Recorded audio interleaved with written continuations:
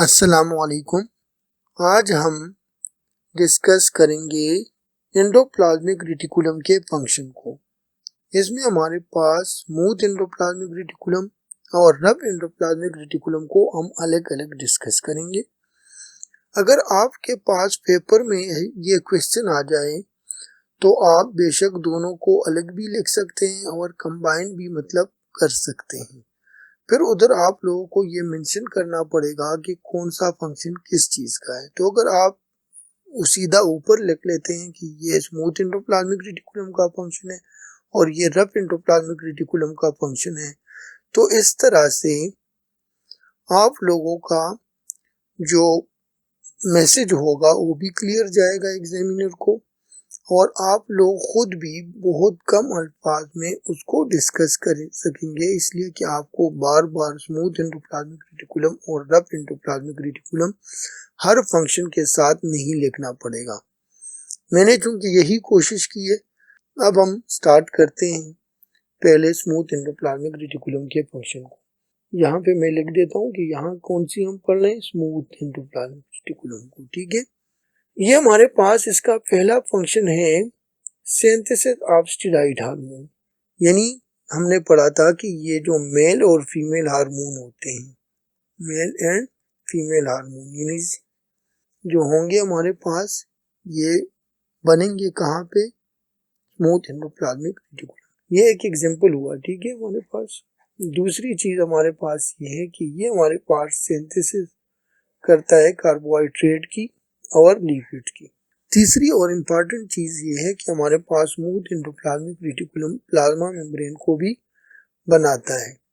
तीसरी चीज हमारे पास ये है कि जो स्मूथ एंडोप्लाज्मिक रेटिकुलम होता है ये हमारे पास प्लाज्मा मेम्ब्रेन को बनाता है।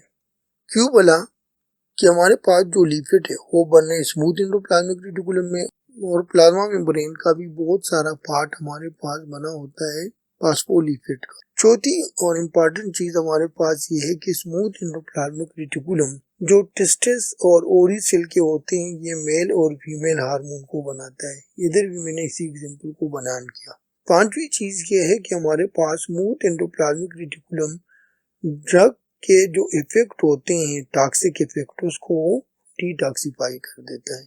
छठा जो इम्पॉर्टेंट फंक्शन है वो ये है कि हमारे पास स्मूथ एंडोप्लाज्मिक रेटिकुलम हेल्प करता है कंस्ट्रक्शन ऑफ मसल सेल में, यानी नर्व इम्पल्सेस के ट्रांसपोर्ट, ये सारा कुछ कर रहा है। लेकिन स्पेसिफिकली मैंने एग्जांपल दिया है कि कंस्ट्रक्शन ऑफ मसल सेल का जो है ये काम है स्मूथ एंडोप्लाज्मिक रेटिकुलम का। सातवीं चीज हमारे पास ये है कि जो स्मूथ एंडोप्लाज्मिक रेटिकुलम है ये स्टोर करता है कैल्शियम को, यानी जो मसल सेल में हमारे पास कैल्शियम का स्टोरेज है ये मोस्टली होता है स्मूथ एंडोप्लाज्मिक रेटिकुलम के अंदर। अब इधर हम डिटेल में डिस्कस करते हैं रफ एंडोप्लाज्मिक रेटिकुलम के फंक्शन को। यहाँ पे आ रहे रफ एंडोप्लाज्मिक रेटिकुलम के लिए मैं लिख देता हूँ।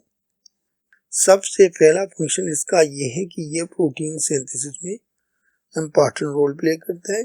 दूसरी चीज ये है कि ये बॉडी को डिफेंड करता है, क्या चीज बना के, एंटीबॉडीज बना के।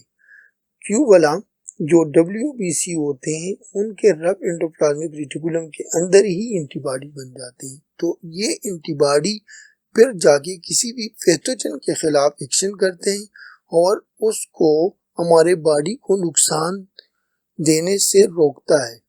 तीसरी फंक्शन है कि ये हमारे पास सिक्रीटरी प्रोडक्ट को प्रोड्यूस कर देता है।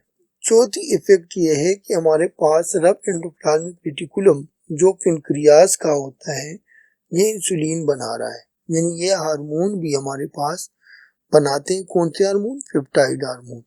जो ल्यूमन होता है सिस्टरने का, किस चीज का, सिस्टरने का, ये हमारे पास प्रोटीन और शुगर को कंबाइन करता है और उससे ग्लाइको प्रोटीन बना लेते हैं, यानी कंजुगेट बना लेते हैं शुगर और प्रोटीन के, और उन कंजुगेट को क्या कहा जाता है, ग्लाइको प्रोटीन कहा जाता है।